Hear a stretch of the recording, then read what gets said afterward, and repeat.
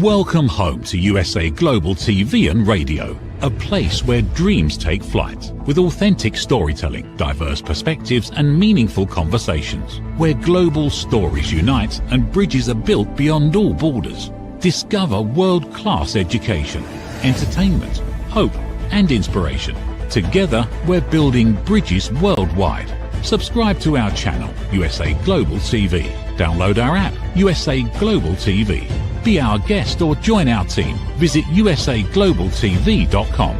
Thanks to our founder and executive producer, Dr. Jacalyn Kerbeck. Music score by Yeffy Tang from Cloud Road Music. Voiceover artist Mike Porter. Creative direction by Paul Garcia. USA Global TV and Radio. Your home for global connection. All rights reserved. This video and its contents are the exclusive property of USA Global TV and Radio. Unauthorized use, duplication or redistribution in any form is strictly prohibited. Is it truly compassionate to stay with someone when in your heart you know you want to leave? You think about it all the time. How can I get out of here? How can I walk away from this? But you feel something, remorse, fear, guilt, and you don't go. How does this impact your life? We're going to talk about this today on our show, A Woman's Prerogative. I'm Dr. Jacalyn Kerbeck, and welcome to USA Global TV and Radio. If you haven't done so already, we'd love for you to subscribe to our channels, USA Global TV and Radio and Dr. Jacalyn Kerbeck. Joining me is the star of our show. She is an eternity away and a day or later than we are here on the East Coast of the United States. Her name is Amanda Holmstrom, and she is the founder of Silver Rose & Co. Let's welcome her to the program. Hello, Amanda. Hello, Dr. Jacalyn. And hello to all our viewers. Yes, good morning, good afternoon, good evening to everyone. Amanda, where in the world are you today? I am currently located in Papua, Indonesia. So it is Tuesday morning here, whereas for a lot of our viewers, it could still be Monday night. That blows the mind a little bit. It surely does. Absolutely. Not everyone can say that they're where you are right now. So thank you for taking the time to be here and for joining me on this topic. What do you think of the topic? Can you be compassionate and still walk away? Dr. Jacalyn, I have to say when I first got the topic, it resonated. This is such a real topic and it plays into almost all aspects of my life. It really hit a chord, and I cannot wait to discuss this with you. I'm looking forward to it also. And one of the things I think is we all go through different stages of our life. And as we go through these stages, we typically will encounter some opportunities that may be pleasant, may be unpleasant. But at some point in our life, we know when we're someplace that we no longer want to be. And this happens all the time in relationships. It happens all the time in marriages. It happens all the time in businesses and careers where people want to leave, but the fear of what the repercussion will be is so much that they typically do not go. What are your thoughts about this? Do you think it makes sense to stay somewhere or stay in a relationship where you really don't want to be there anymore, but you are afraid of what's going to happen? Well, and that brings up the whole, how many chances do you give as well, right? Because you're absolutely right. This goes across marriages and work, friendships, family. When you're in a relationship that is just not healthy anymore, how many chances do you give? How many times do you go, you know what? No, I'm just going to stay. And I know why they're doing this and I understand where they're coming from. So you feel that compassion, but where is the boundary line, right? How many times do you have to be hurt before you're not the villain anymore when you walk away? Because that's what often happens, is that the person who walks away is often the one looked at as in the wrong, right? The wife who has taken one too many hits and has just gone, no, I'm done, is the one who is usually, people will go, oh, well, you know what? He was having a bad day. He could have got help, but you walked away and didn't give him the understanding, well, but how many chances does that person get? 2 chances, 3 chances? When is the boundary line? And that's not easy. But I think you're absolute. This compassion is a big thing. But what is compassion? And that's something I think we all struggle with. What does compassion mean to you, Dr. Jacalyn? Well, to me, I think of compassion in a positive way. But I do think that when we are in situations, especially personal relationships, and it's not working out, we feel sorry for the other person. Or maybe we have children, we feel sorry for them. Or maybe we feel sorry for the in laws, or we feel sorry for the entire dynamic. I remember when I got divorced, we were friends with other couples and we would do things together. And I'll never forget, one of the male friends said to me after the fact, he said, I can't forgive you. He said, because you ruined everything for all of us. Now we can't all go to dinner together and we can't all go on trips together. And it was about 10 years later that I saw him at a restaurant. And he said, I really want to apologize to you. He said, I really overstepped and I had no idea what you were going through. And so I think that's the point, is that people get to be so judgmental that they don't actually think, what would it be like to be in that person's shoes? And then, Amanda, the other thing I think is that people have very strong religious beliefs and they take vows and they believe, you till death do you part. But the thing is that you could be dying a little every single day that you stay in a relationship that is either unhealthy because of abuse, or maybe you've just grown apart, or maybe you don't even like each other anymore. You know what? I feel that 100%. I come from a divorced family. And honestly, I can 100% say that they were better off apart, because the marriage was toxic and it made it toxic for everyone involved. And it was better to walk away. But yes, I saw both sides, some of the comments that were made towards both my parents about giving up, and some people understood, and of course they would attack the other person. And people need to remember that there are always 2 sides to a story, and have compassion, which is a very big word, and people forget to do that. But they have to have compassion for both sides, because there's always 2 people or more involved in a situation.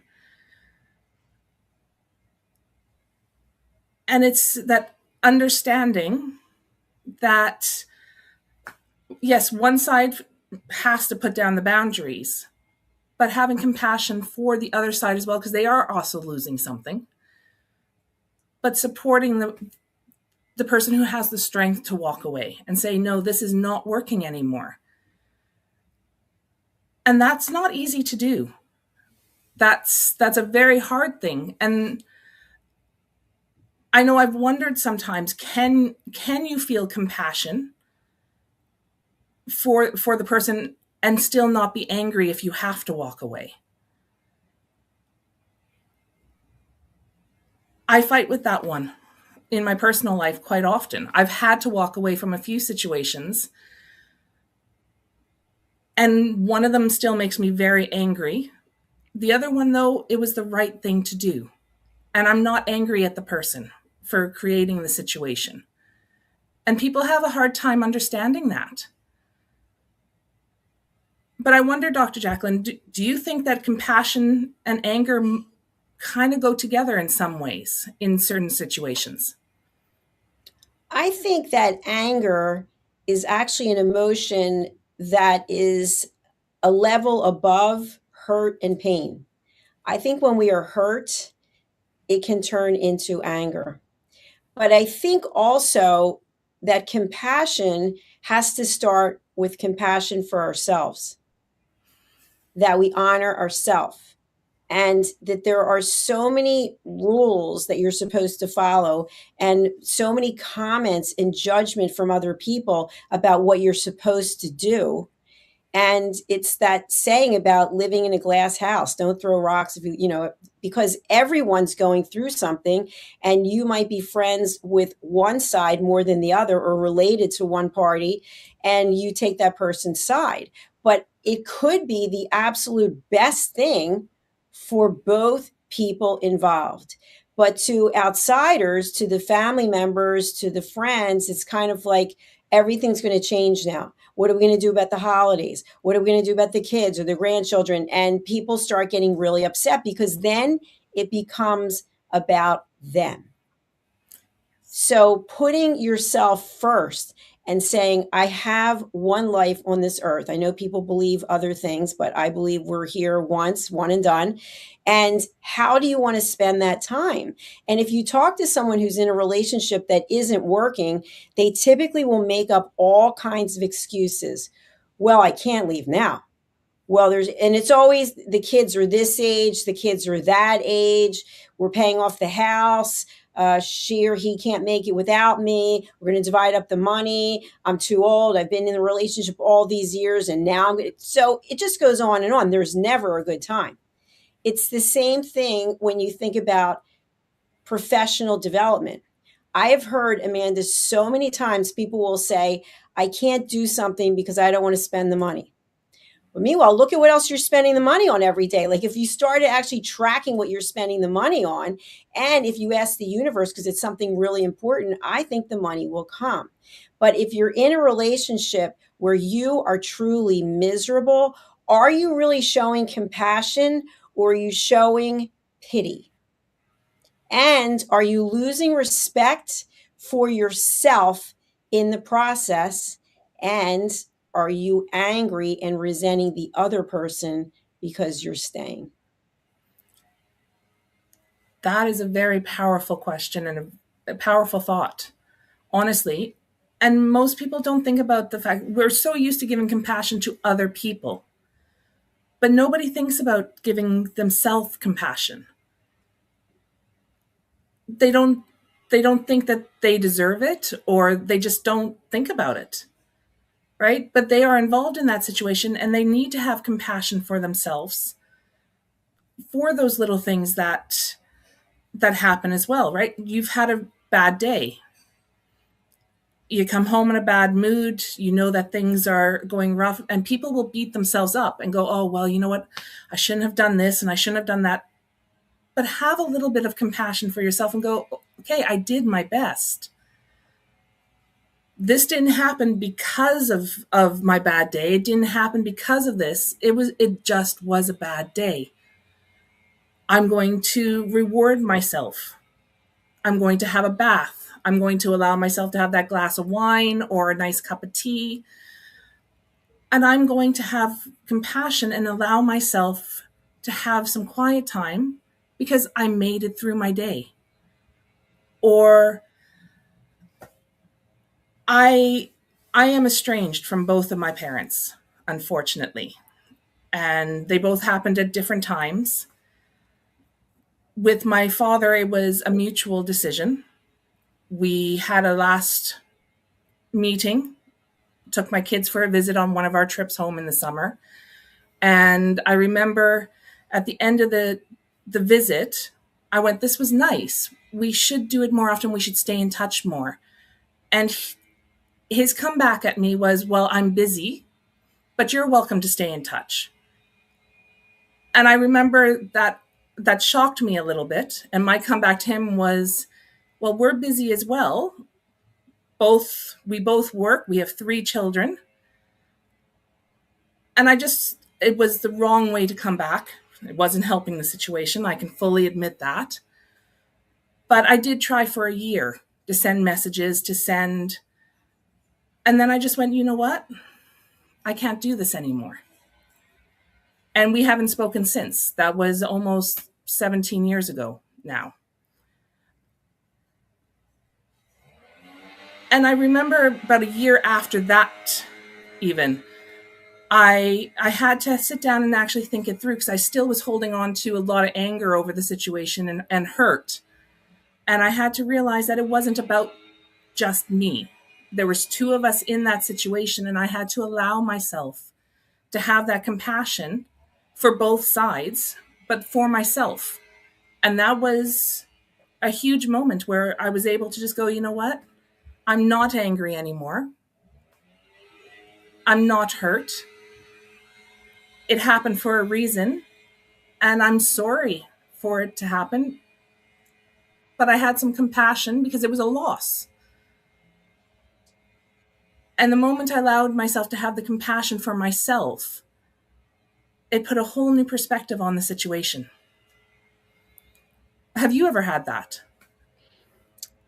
Yes. First, I want to just congratulate you for your transparency and for being honest and on television sharing that story, because that's not an easy thing to do. It's not that easy to look back in the past, and brings up a lot of memories and feelings. And what you shared, it sounded like he said, you can stay in touch. So he basically told you then he was not staying in touch. And so when someone shares that kind of information, it's almost hard to process, especially a parent. It's kind of like, wait, what are they saying? And meanwhile, it would have been more direct if he just said, listen, this is too much for me. I've got a lot going on in my life. I'm overwhelmed with emotions. Who knows what it was that he was feeling? But he never told you what he was feeling. And so he basically just ghosted you. And people do that all the time because they don't want to let the person know this relationship is not going to be something that I can actively participate in. And especially when it comes from a family member, it's like, isn't that your role? Isn't that part of what your responsibility is? And at the same time, if someone is sharing that, you can have compassion and grace, but that doesn't mean that you have to spend the rest of your life trying to make that situation work, because it has to be both people. And with your case, having children, that's a whole other situation. It's kind of like, well, how do you explain to them that he doesn't want to be involved in their lives? That's a tough one, but it goes back to him. And whatever it is, you may never know. And that again that's challenging to try to deal with. I know for me, when I was taking care of my mother and she had dementia, it was during the pandemic, and she and I were alone in the house, and I started this business. And the people that I had in my life for so long, they just ditched me. Basically, people didn't want to hear, because I wasn't living nearby. I couldn't go anywhere when the pandemic was over. I couldn't go anywhere because I was running this business. I was taking care of my mother. And so a lot of people just weren't interested in being friends with me anymore. And so I just gave myself compassion and said, everyone comes in and out of our life for a reason. But when it's a parent, that is a very difficult situation to deal with. So I'm really sorry that you had to deal with it, and you're still dealing with it. I thank you very much. That means a lot. I honestly look at it was another lesson to learn, and I wish him absolutely no ill will, and I wish him well. Unfortunately, our paths just diverged, and they weren't going along the same path anymore. And they might come back one day. Who knows? And if that day ever comes, I'll have to make that decision of, do we give another chance? And how many chances do you give? And I've had that discussion with my children as well. When it came time to have to say, no, this next visit, we will not be seeing Grandpa, I had to say, Grandpa has things going on in his life, and unfortunately, we won't be able to see him.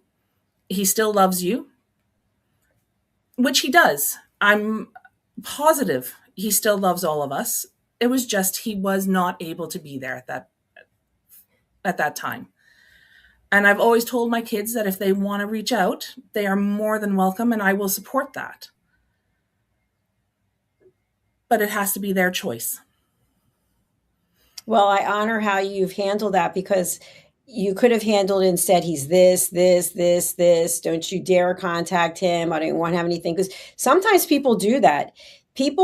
I know situations where one of the parents will actually put the children against the other parent or the grandparents and threaten them that if you have anything to do with this person, then you are out of my life. I'm not going to babysit. I'm not going to do this. I'm not going to do that. And it causes a huge divide. So I think when we're thinking about compassion in each situation, it makes sense to have a conversation.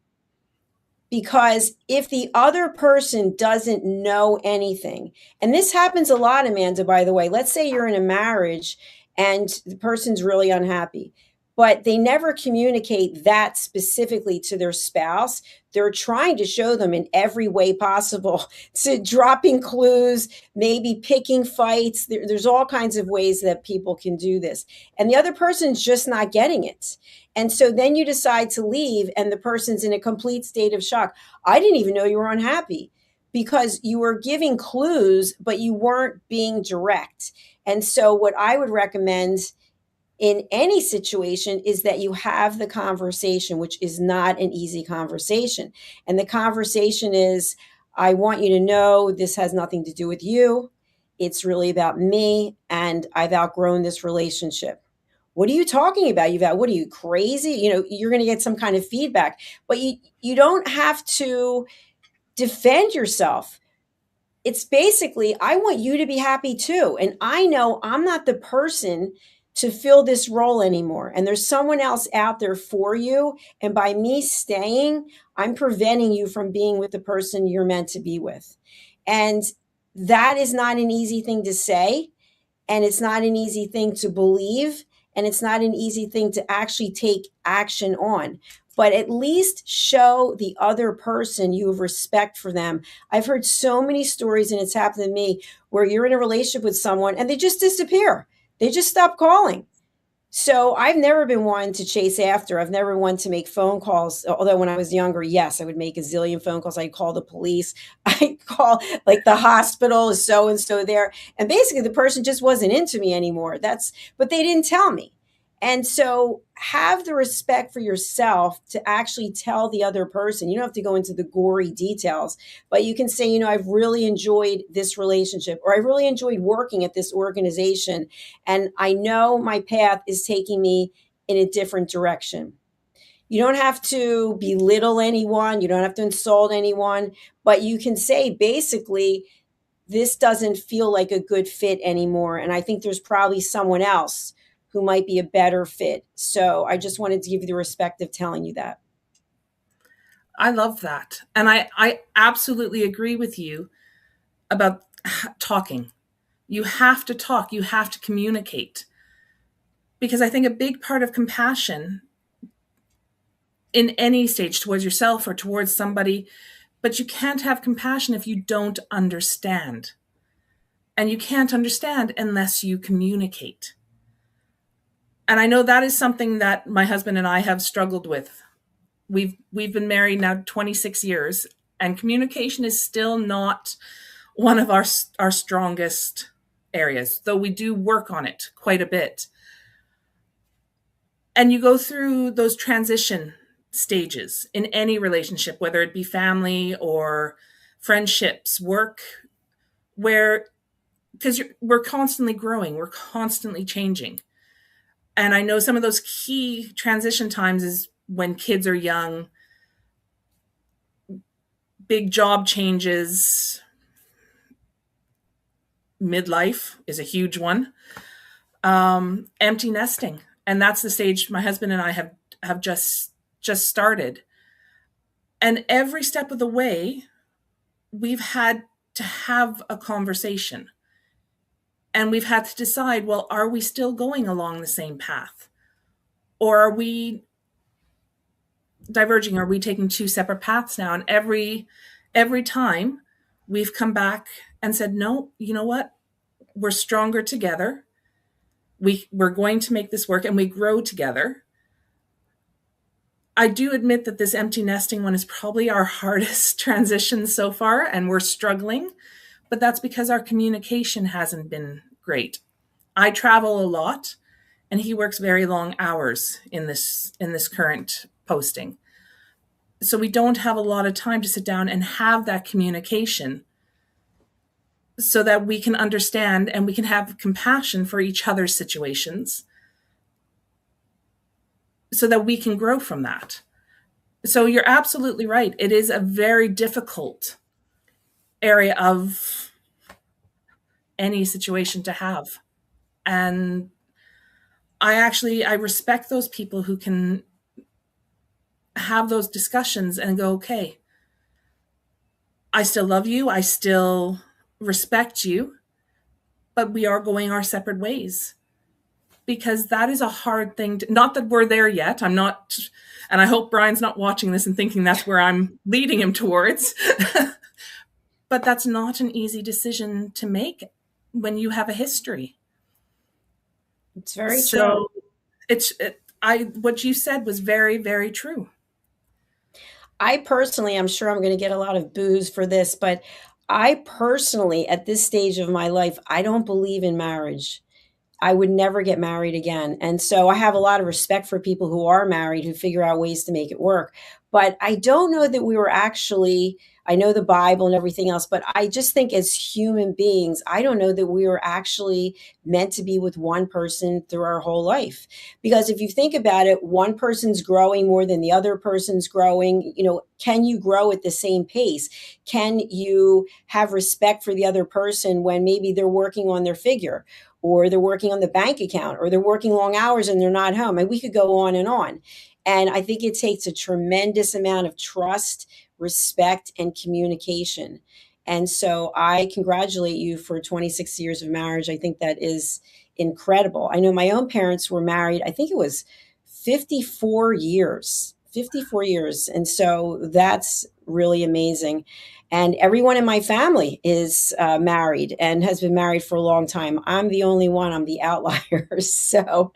But I think when you have that conversation with someone, make sure you set a boundary, because if the person is having a bad day, if the person worked 12 hours and now they came home, if they are on a call with someone and you just barge in and go, we have to talk, that isn't going to help the situation. So you basically have to set a time and a day to have a conversation, and not something threatening. People don't like that. Well, I really need to talk to you, and we need to do it as soon as possible. No one's going to respond too well with threats.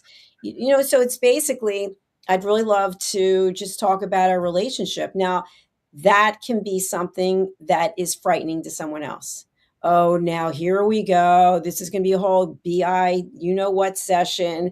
So you want to frame it up in a respectful manner that shows the person that you're not going to be calling them out on the carpet, ripping them apart, just explaining to them how it is you feel. And by the way, that doesn't mean they have to be happy about it. That doesn't mean that they have to be, oh, well, congratulations for you for deciding to leave me. That's beautiful news. Or if you're thinking about it, it could be an opening for you to take a next step. And the next step, maybe it's counseling, maybe it's therapy, maybe it's, people will always say this part, and I've mentioned this before, well, we really need to go on vacation. You go on vacation and you have the same problems, the same challenges that you had before you left. And now you drop 5,000, 10,000, however much money, and you're fighting and you're not getting along. And the whole time you're like, I wish I was here with someone else. So that is not the answer. The answer is maybe some quiet time, maybe some soul searching, maybe some prayer, some meditation, and looking at what is it you really want. And is it actually that it is the other person who's not a good fit, or are you really unhappy with yourself? And maybe you have work to do. So I'm just using you and the collective you. What are your thoughts about that? First off, I think it takes an incredibly strong person to be able to know that they don't want to be married and that they can be on their own. That's not easy. So I respect you. You are an amazing person, and I've said this before. So I think you're incredibly strong. And I respect that you know yourself enough to know that you're okay on your own. That's a huge thing. Thank you. I like how you were saying that be careful how you approach somebody, right? I know my trigger words. If somebody goes, "We need to talk," I instantly go, "Oh no, what did I do? What did I say?" My comeback these days, if someone says, "We need to talk," is, "I didn't do it. I didn't say it. I wasn't even in the country." I love that. That's And then in terrific. my brain is just going, okay, where was I on this day? What did I? Nope. That is a trigger phrase for me, right? And people have had to learn that. Though I do think my kids use it sometimes just to see how mom's going to go, nope, I didn't do it. But it is all about communication. And I don't think people realize how much, but you're absolutely right on setting those boundaries as well. Yes, you have to have a conversation and you have to communicate. But as you said, you have to be very aware of what is going on. If they're in that phone call, no, you're not going to just go in and go, okay, I need to talk to you right now. And they go, no, put it down. We need to talk, right? Because they're not going to react well. Or if they come home in a bad mood, and this goes for anyone, not just a spouse, this is a family member or a friend, right? If you just barge into a friend's house and go, oh, we need to talk, and they've had a bad day, they're not going to be in the mood. And as silly as it sounds, sometimes, you know what? Treat that conversation like a business meeting. Go, okay, we need to discuss a few things. When would be a good time? And even make meeting notes. Go, okay, this is our topics for today. And at the end, we have any other business, right? And actually make the time to discuss it.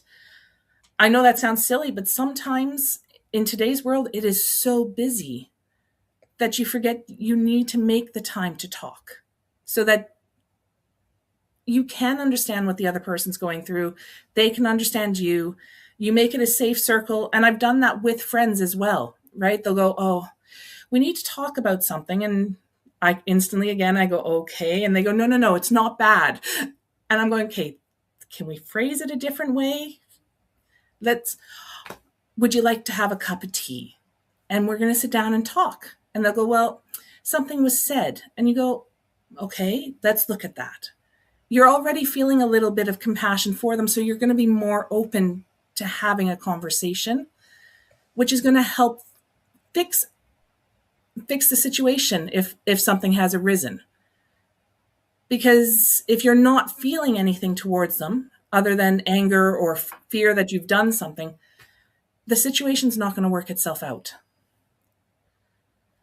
Very true. Very true. I think also something to the point you just made, I think it's important not to set up an ambush. So if you don't give the person any idea what it's about, and then you actually sit down to have the conversation, and then you just let them have it, you just start pummeling them with, and now what are they going to think? Anytime that you want to have a conversation with them, you want to rip them apart. Nobody wants to be ripped apart, by the way. And all of us have our shortcomings. All of us can do better in certain areas. So it's really important to maintain that sense of respect. Because if you've ever been in a situation where someone is losing it, they're screaming and yelling, and you don't do anything, you just watch it unfold, you can see the person is having a meltdown in front of you, and you don't engage. And by the time they're finished, they're almost in tears sometimes because they've had so much anger. And so you do not engage, and you just look at them and you think, I'm showing you compassion right now because I know one day you're going to be feeling a negative way about the fact that you just completely lost control of your emotions. So I think we can honor one another by setting a boundary, asking permission. I'd really love some time to chat with you about a few things. How would tomorrow be? Well, tomorrow I'm doing this project. And then we get anxious. Well, what about Wednesday? What about Thursday? The person can give you some options of when it might work for them, because that's when they're going to be in the right mindset to hear information. I remember when I was married, I had the ability, I was working, of course, and I had the ability to come home and make dinner. And when my husband would walk in the door, I was like, "Oh, how's your day? What's going on?" Like, blah, blah, blah, blah, blah. And what I didn't realize was he was just trying to process what had just happened from his work. And so we ended up going to counseling. And what I found out was, and I think this is good for information for anyone, is he needed 30 minutes by himself when he came home to wind down from the day. And I was thinking that I wasn't good enough and I wasn't interesting enough. And I've been sitting here and I made this dinner and I got all dressed up. It had nothing to do with me. He just needed to process his emotions. And so I think that that's a good rule of thumb. I've always remembered that you don't know when someone walks in the door what it is they've been going through, and they don't know what you've been going through. So have a conversation about it. When you come home from work, would you like some time? Do you feel you need some time to decompress? Or can I talk to you about what I've been doing? Because what I've heard people, specifically a lot of the stay-at-home people who are running a household or taking care of children, there's a lot of anger. I've been here all day taking care of this, while you're out doing God knows whatever you're doing. And meanwhile, you're doing your work. You're dealing with clients. But it seems like you're living some glamorous life because you're outside of the house and the person is in the house. You know what? I understand that situation 100%. I've had the opportunity to work from home. I ran my own daycare for a number of years from my home. And when the kids were really young, I was able to stay home with them because of that. And it is tough, right? I've had that conversation in my household quite often where the moment he comes home from work, I'm instantly going, "Oh, how was your day? Oh, great. Did you know this happened today?" I don't even give him the chance to answer. And I do remember those days. And I remember him saying that same thing, is that he just wants 20 minutes, 15, 20 minutes just to decompress, change his clothes, and kind of go through his head so he can close his day down. And yes, we had those same conversations where I go, "Oh, but I've been home all day by myself and the kids have been, it's your turn." And I had to take that step back and we had to have that conversation. And he had to understand as well, I wasn't coming at it from attacking him because I didn't understand that he was out at work. It was that I was at home all day with my kids and other people's kids, and I loved my job. But I craved adult conversation. It's understandable. Right? I was dealing with newborns to 5-year-olds all day. And I loved our conversations and our crafts and our lessons. But I missed having adult interaction. And the moment he would come in, "Oh, look, it's another adult." And you could get so excited. But you forget that they have to close down as well. Everyone has their own systems. And that's hard for people to understand, right? Until you discuss it. And that was one of those conversations we had to have so that we could understand where each other were coming from.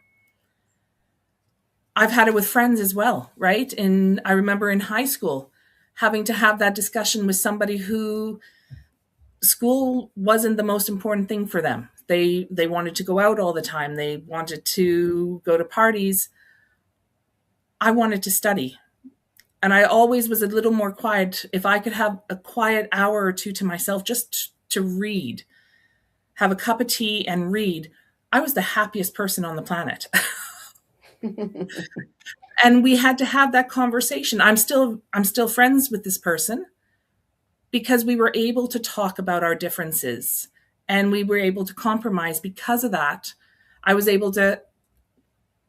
didn't realize what was going on at home for this person was the situation. So we were able to compromise more, that they actually spent more time at my house, just having quiet time. We'd watch a movie, we'd do something. And every once in a while we would just go out on a Friday night and get a pizza or nachos or something. So we found a compromise and compassion for each other's situations by having that conversation.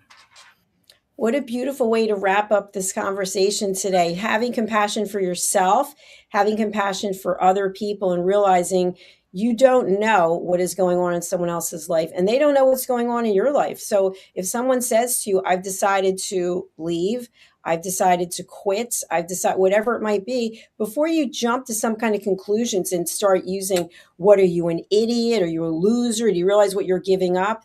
You're not in that position and they're not in your position. So show some love and some compassion and some support, because people remember that. They remember the people who turned on them, and they remember the people who supported them.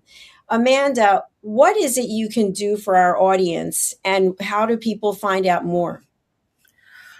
Well, I am Amanda Holmstrom, and I am the founder and director of Silver Rose & Co. We offer educational programs for children to learn life skills and confidence skills. But alongside that, I'm also creating and writing my first children's book. It'll be a sleepover at Grandma and Grandpa's, and it's about two girls who have a sleepover for the weekend at their grandparents'. And there'll be gardening and tea time, but also a lot of love.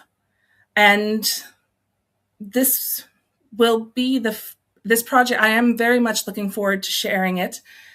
And you'll be among the first to see the cover reveal in September. So alongside that, please reach out to me at my website, Silver Rose & Co., and reach out to me on LinkedIn under Amanda Holmstrom. You can also find Silver Rose & Co. on Facebook and Instagram. And we'll see you next week. Thank you, Amanda. Thank you, everyone. And as we close out our chapter for today, I want to just leave everyone with something that my father used to say to me. We would be sitting having a conversation, and some boy would be calling me. I'd be like, Dad, so-and-so is calling me. I have to answer the call. And my dad would say, no, you're having a conversation right now with me. People call us when it's convenient for them. So that doesn't mean that we have to jump anytime someone says, I need to speak with you. We have to set boundaries. And the boundaries are, if you're already doing something, if you're involved in something, meaning you're working on something, you're listening to something, you're reading something, you cannot be available to have a conversation about something else. And if you are spending your life on the phone and you're talking to people, you're not paying attention. So these kinds of conversations, when it comes to being compassionate and being able to walk away, really have a lot to do with, are you showing respect for the other person? Are you asking for time where you can discuss your feelings, and that it's not an ambush? You're not insulting someone. You're not putting someone down. You're basically just saying, this is how I'm feeling. And I don't expect you to try to understand. I'm just telling you where I am. And can we work on it from here? What are your thoughts? It's open-ended. So think about that as you go forward. And Amanda and I will be returning next week. And you can always go over to our playlist on our YouTube channels, which are USA Global TV and Radio and Dr. Jacalyn Kerbeck. Thank you for the comments today. We don't have time to get to them, but if you could subscribe to our channels, we would really appreciate it. All right, as we close out, we're going to see a promotional message from Tracy Cram-Perkins, who is the author of Dementia Home Care Before, During, and After. Let's take a look. USA Global TV and Radio proudly presents Tracy Cram-Perkins, a dementia caregiving survivor teaching how to balance care with peace of mind. #1 resource for dementia caregivers. It's the book Dementia Home Care, How to Prepare Before, During, and After. Over 17,000 copies sold of this must-have guide. And now a testimonial from Tracy Smith. If I was to describe this book to someone who is going through a similar situation, I would underscore how important it is to have some sort of a tool or a guidebook to help you through certain stages. And there's so many, it's such an unknown topic to the average person. And to have this as a reference is essential. It's going to help you get through it personally, as well as help your loved one manage. To learn more, go to TracyCramPerkins.com. Tracy Cram Perkins is an award-winning author. She's also the host of Dementia Home Care television show. Watch it here on USA Global TV and Radio.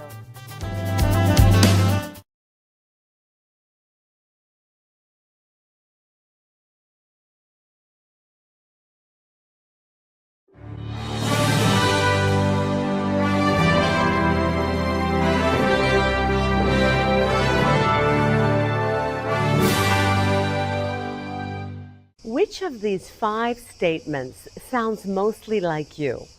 1. I often wake up in the middle of the night worrying about my future. 2. I'm angry or resentful towards a specific person. 3. I have anxious, obsessive, compulsive thoughts throughout the day. 4. I have an addiction like smoking, drinking, shopping, sugar, or social media. And 5, I feel that I'm wasting away my life. Hello, I'm Dr. Alkistis Agio, and for over 25 years, I've been coaching and training people from all over the world to transform their fears, insecurities, anxiety, and anger into mental and emotional freedom. I'm confident that my simple 3-step method based on Greek philosophy can help you to transform into the joyful, confident, free human being that you deserve to be. I want to invite you to join my weekly online coaching group to finally get the results that you want. Look, you've tried it alone so far, and you've had some okay results. But let's face it, you're still feeling stuck right now, spinning your wheels. Einstein said that insanity is doing the same thing over and over again and expecting different results. Now, unless you realize this as a fact, that you are a prisoner of your own mind, you can't move forward. I'm here to support you, as well as the whole community that we are co-creating. Stop feeling stuck. Stop feeling depressed. You don't have to do it alone, and alone isn't working anyway. Sign up today, and I'll meet you on the inside of our amazing weekly group call. I guarantee that you'll make progress from the very first session.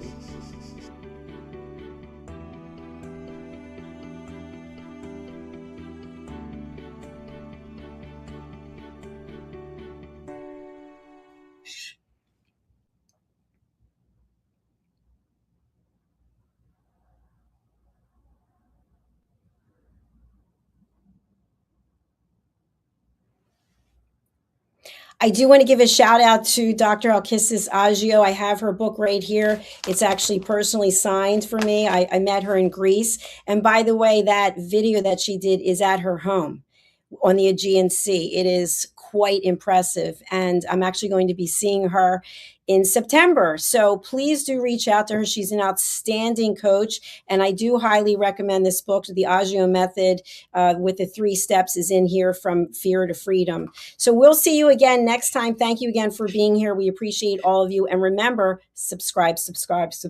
Bye. Thank you, viewers and listeners of USA Global TV and Radio, for joining us today. We're honoured to have your time and attention as part of our global community. At USA Global TV and Radio, we believe in the power of authentic conversations, meaningful connections, and creating a world of possibilities together. Want to be part of something bigger? Join our team of elevated listeners at usaglobaltv.com, a space where your voice matters and your ability to listen transforms relationships. Stay connected with us across all our platforms for thought-provoking discussions, expert insights, and empowering stories. Subscribe to our channels at youtube.com/c/USA Global TV. Follow us on social media and explore the endless opportunities we're creating for growth, learning and inspiration. Together, we're not just broadcasting, we're building bridges and changing lives one conversation at a time. For inquiries, contact us at info@usaglobaltv.com. Produced by Executive Producer and Director Dr. Jacalyn Kerbeck. Voiceover by Mike Porter. Creative Direction by Paul Garcia. All rights reserved. Visit usaglobaltv.com to view our full terms and conditions.